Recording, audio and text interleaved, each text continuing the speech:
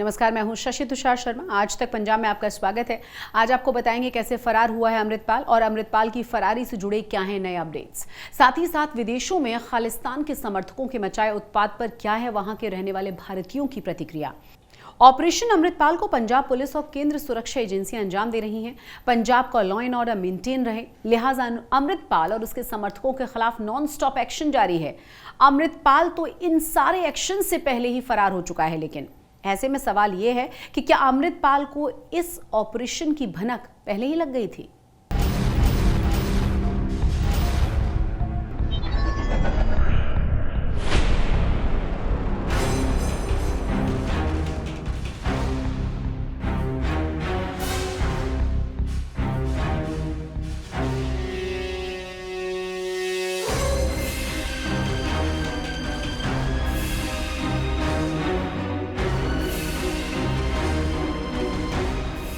इस वक्त की सबसे बड़ी मिस्ट्री यही है कि पंजाब पुलिस के 80,000 जवानों को अमृतपाल क्यों नहीं मिल रहा। अगर अंडरग्राउंड होने से पहले का एक एक सुराग पुलिस के पास है, तो अमृतपाल कहां फरार है।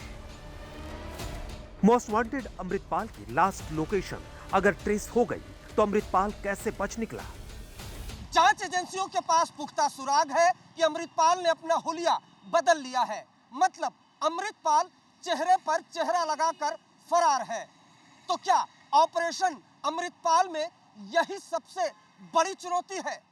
अमृतपाल को ढूंढ निकालने के लिए पंजाब पुलिस ने एक बड़ा सर्च ऑपरेशन जारी किया, लेकिन इसी बीच में अमृतपाल का इतना बड़ा सिंडिकेट है जो कि पावरफुल है और इसी वजह से वो पंजाब पुलिस की चंगुल से भाग निकला है। इस वक्त अमृतपाल कहां है? क्या वो पंजाब में ही कहीं छिपा बैठा है या फिर पंजाब से बाहर भागने में कामयाब हो चुका है? पुलिस अपनी जांच तेज कर चुकी है और जगह जगह पर छापेमारी की जा रही है। ऑपरेशन का चौथा दिन, 114 गिरफ्तारियां, 7 पर रासुका।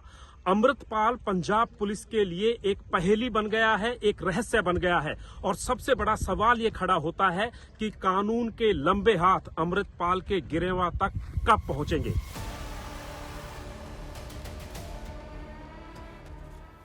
पुलिस को चकमा देकर अमृतपाल कैसे फरार हुआ, आपको एक एक डिटेल बताते हैं। उससे पहले समझिए, हुलिया बदलकर लुका छिपी का खेल खेल रहा अमृतपाल इस वक्त कैसा दिख रहा होगा।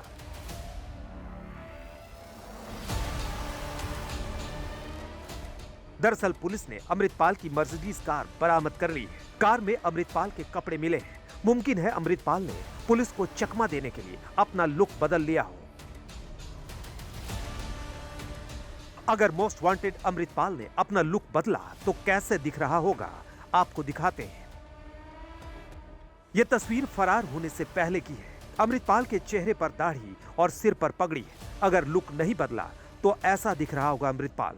अगर अमृतपाल ने पगड़ी नहीं हटाई लेकिन दाढ़ी हटा दी, यानी क्लीन शेव है, तो ऐसा दिखेगा। अगर अमृतपाल ने पगड़ी नहीं हटाई लेकिन दाढ़ी छोटी कर ली, तो अमृतपाल का चेहरा ऐसा दिखेगा। अगर अमृतपाल अपनी दाढ़ी और बाल पहले की तरह छोटा करवा लेता है, तो चेहरा ऐसा दिखेगा जैसा 2 साल पहले दिखता था। मोस्ट वांटेड अमृतपाल को पंजाब पुलिस के अलावा दूसरे राज्यों की पुलिस भी सरगर्मी से तलाश रही है। ऑपरेशन अमृतपाल की कमांड संभाल रही पुलिस टीम को अमृतपाल की वेश बदलने वाली भी फुटेज हाथ लग चुकी है। पहले मर्सिडीज, उसके बाद ब्रेजा और उसके बाद बाइक से भाग रहा अमृतपाल पुलिस की सोच से 2 कदम आगे चल रहा है। 18 मार्च को ऑपरेशन अमृतपाल शुरू हुआ। पूरा होमवर्क किया गया, प्लानिंग की गई। अमृतपाल भागने में कामयाब रहा, लेकिन उसके राजदार पुलिस के हत्थे चढ़ गए। तो क्या पंजाब पुलिस महकमे से डिटेल लीक हो गई? क्या ऑपरेशन से जुड़ी जानकारी पहले ही अमृतपाल तक पहुंच गई? अगर ऐसा नहीं है तो अमृतपाल ने चकमा कैसे दिया? अमृतपाल की लोकेशन पुलिस को पता थी। अमृतपाल की एक एक मूवमेंट ट्रैक थी। अमृतपाल के गैंग की पूरी जानकारी थी। अमृतपाल की गाड़ियों की जानकारी थी। अमृतपाल से पुलिस का आमना सामना हुआ, लेकिन अमृतपाल ने ऐन मौके पर चकमा दे दिया। अमृतपाल पहले मर्सिडीज में सवार होकर भागा। पुलिस मर्सिडीज का पीछा करती रही। फिल्मी अंदाज में अमृतपाल ने मर्सिडीज छोड़ दी। अमृतपाल सफेद ब्रेजा कार में सवार हो गया। अमृतपाल दूसरी कार से भाग निकला। बाइक पे सवार होकर रफू चक्कर हो गया। अमृतपाल सिंह अभी फरार है, पुलिस को वांटेड है। पूरी हमारी टीम्स जो है वो एफर्ट्स कर रही हैं उसको अरेस्ट करने की। अब तक 114 लोग हैं जिनके खिलाफ जिनको कस्टडी में लिया गया है, जिसमें 78 लोग पहले दिन, 34 दूसरे दिन और 2 लोग जो है तीसरे दिन कस्टडी में लिए गए। इन सब पे एलिगेशन है disturbing peace in state, they have been taken into custody.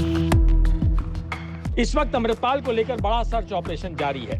पूरे पंजाब में अमृतपाल की तलाश, हिमाचल प्रदेश में अमृतपाल की तलाश, उत्तराखंड में अमृतपाल की तलाश, हरियाणा में भी अमृतपाल की तलाश। बॉर्डर पर सुरक्षा एजेंसियां हाई अलर्ट पर। और पंजाब की शांति और पंजाब के अमन के लिए हम सख्त से सख्त कार्रवाई करेंगे। जो लोग बुरी कंपनी में, बुरी संगत में फंस के पंजाब का कुछ बुरा सोचने का सपना भी ले रहे होंगे, वो भी गलत है। मैं उनको कहना चाहता हूँ कि सपना भी लेना पंजाब में पंजाब की शांति को तोड़ने का, ये आपकी गलतफहमी होगी। मतलब यह है कि मोस्ट वांटेड अमृतपाल को पकड़ने के लिए पूरी ताकत झोंक दी गई है। टॉप सोर्सेज से आज तक को ऑपरेशन अमृतपाल से जुड़ी डिटेल मिली है। 18 मार्च को सुबह 11 बजे से लेकर 1 बजे तक ऑपरेशन चलाया गया। ऑपरेशन को लीड किया पंजाब के डीजीपी गौरव यादव ने। प्लानिंग और एग्जीक्यूशन का जिम्मा संभाला special DG internal security Rajendra Dhoke ने। टीम में पंजाब पुलिस महकमे के दर्जन भर टॉप अफसर शामिल रहे। प्लानिंग अमृतपाल को पकड़ने की थी। अमृतपाल के काफिले का पीछा 50 से ज्यादा गाड़ियों से किया गया। अमृतपाल फरार हो गया, लेकिन उसका पूरा गैंग पकड़ लिया गया। पंजाब पुलिस का दावा है कि बहुत जल्द अमृतपाल सलाखों के पीछे होगा। आज तक ब्यूरो। अब आपको दिखाते हैं अमृतपाल का वो नेटवर्क जिसकी मदद से अमृतपाल पुलिस के हाथ आ ही नहीं रहा, और अब इस नेटवर्क को तोड़ने के लिए नेशनल इन्वेस्टिगेटिव एजेंसी यानी कि एनआईए की टीमें भी लग चुकी हैं। आइए देखते हैं कि आखिर अमृतपाल को कौन बचा रहा है।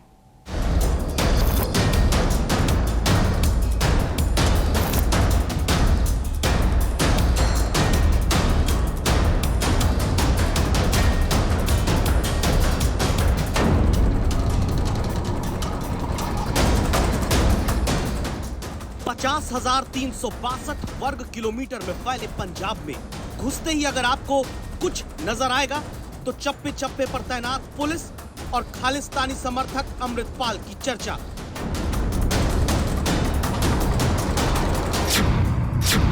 सवाल यह है, अमृतपाल कहां छुपा हो सकता है? क्या अमृतपाल की कोई मदद कर रहा है? क्या अमृतपाल के पीछे कोई बड़ा नेटवर्क है? अमृतपाल के समर्थकों को दूसरे राज्यों की जेल में क्यों भेजा जा रहा है? एनआईए ने अमृतपाल के करीबियों की लिस्ट पुलिस को क्यों सौंपी है? अमृतपाल के पीछे इस वक्त अकेले पंजाब पुलिस नहीं बल्कि खुफिया एजेंसियां भी लग गईं और अमृतपाल को पकड़ने के लिए उसका पूरा नेटवर्क क्रैक करने की तैयारियां चल रही हैं। आज हम आपको गैंग्स ऑफ अमृतपाल के बारे में बताएंगे।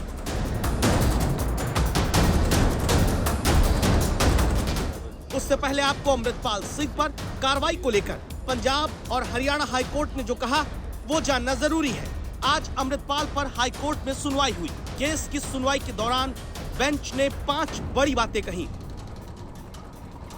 अमृतपाल की गिरफ्तारी न होना पूरी तरह से इंटेलिजेंस फेल्योर है। पुलिस ने अमृतपाल सिंह के काफिले में शामिल साथियों को पकड़ लिया तो वो कैसे फरार हुआ? जब एफिडेविट में अमृतपाल को देश के लिए खतरा बताया तो उसे अब तक पकड़ा क्यों नहीं गया? हाईकोर्ट ने पंजाब सरकार से कहा कि आपके 80,000 पुलिसकर्मी क्या कर रहे थे? हाईकोर्ट ने पंजाब सरकार को अमृतपाल पर 4 दिन में रिपोर्ट पेश करने के लिए कहा है। अपनी सफाई में पंजाब सरकार ने हाईकोर्ट को बताया कि अमृतपाल सिंह पर एनएसए लगा दिया गया है। उसकी गिरफ्तारी को लेकर कोशिश बहुत तेजी से चल रही है।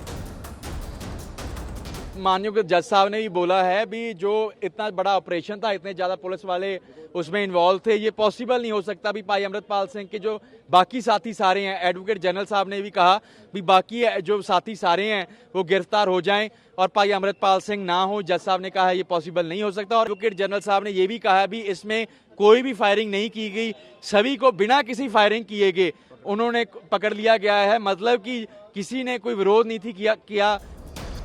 आपको बताते हैं कैसे अमृतपाल की तलाश में उसका नेटवर्क क्रैक करने की कोशिश की जा रही है। अमृतपाल की एनआरआई पत्नी किरणदीप कौर और परिवार के बैंक खाते, मूवमेंट और संबंधों की जांच हो रही है। पंजाब पुलिस ने अमृतपाल सिंह के 458 करीबियों की पहचान करके एनआईए को उनकी सूची सौंपी है। इनमें ए, बी और सी कैटेगरी में बांटा गया। ए कैटेगरी के 142 लोग जो 24 घंटे अमृतपाल के साथ रहते थे। बी कैटेगरी में 213 वो लोग जो फाइनेंस और संगठन का काम देखते थे। एनआईए की 8 टीम पंजाब पहुंच गई। इन टीम ने अमृतसर, तरनतारन, जालंधर, गुरदासपुर, जालंधर जिलों में जांच शुरू की।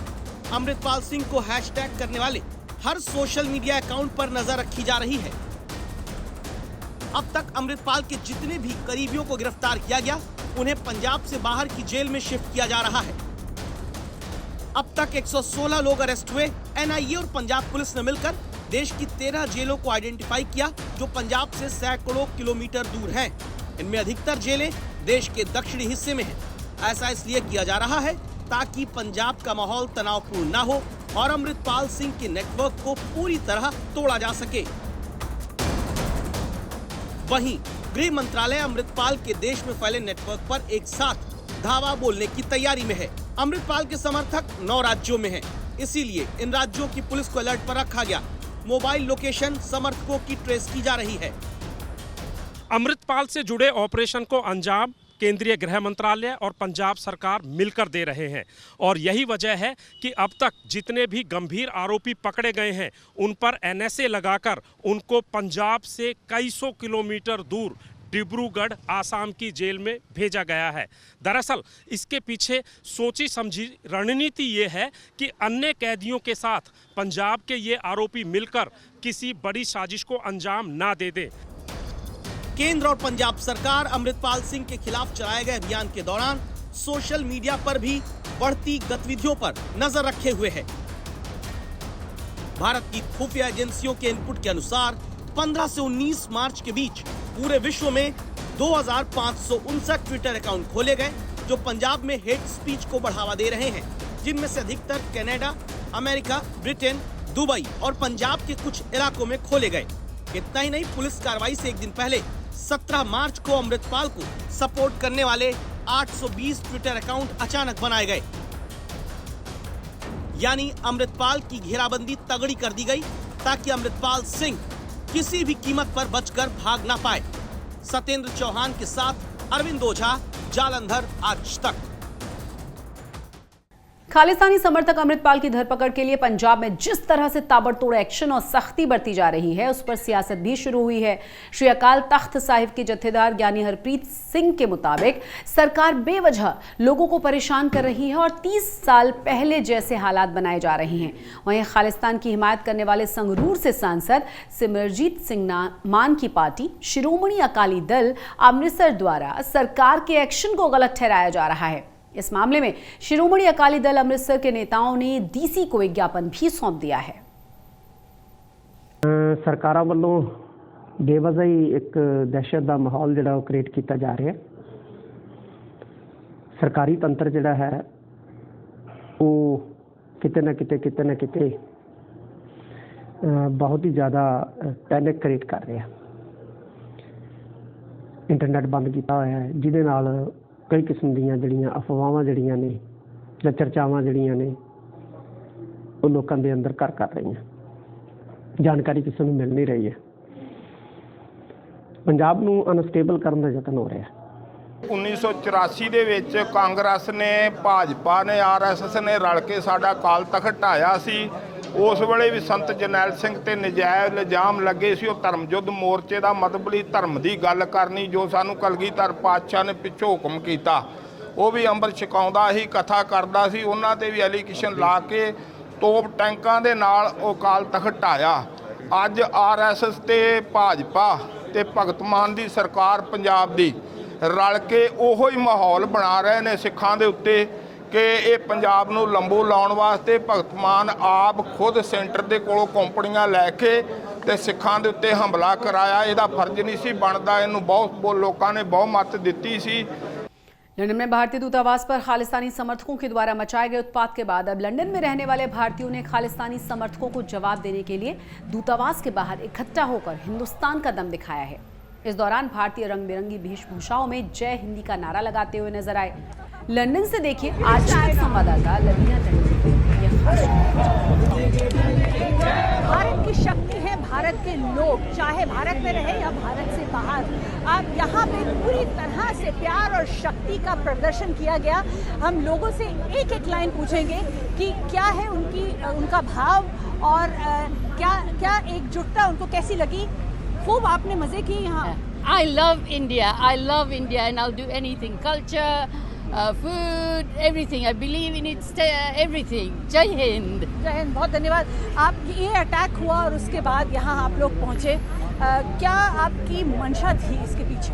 आज का मंशा ये था, दुश्मन हम लोग को इजी मत समझो, हम लोग एकदम मस्ती मजाक से भी आपका जवाब दे सकती हूँ। और ये हम लोग का and love for India, support for India, everything for India, will stand up here. जो भी हो जाए, ऑफिस भी छुट्टी करके, कुछ भी है, तो इधर खड़ी हूँ। हम लोग बहुत सारी चीज़ें सोचते हैं कि ऐसा कर पाएंगे या नहीं, लेकिन आज का जो ये प्रदर्शन है वो सिर्फ इसलिए है कि हम आज भी चाहे कहीं से भी हो एक साथ हैं। ये दिखाने के लिए हैं, एक बार नहीं, दो बार नहीं, बार बार जब भी प्रहार होगा हमारे ऊपर, हम उतनी ही शक्ति से आएंगे और कोई हमें नीचे नहीं कर सकता। जय हिंद। कितना बार भी आके हमारे पे, जितना बार आके करेंगे हम उतना और इकट्ठा होंगे। This is what and thanks to them कि आज सारे इंडियन डायस्पोरा आज इकट्ठा है and we are not going to fight, we are not there, we are so peaceful, always we are peaceful and we will be like that।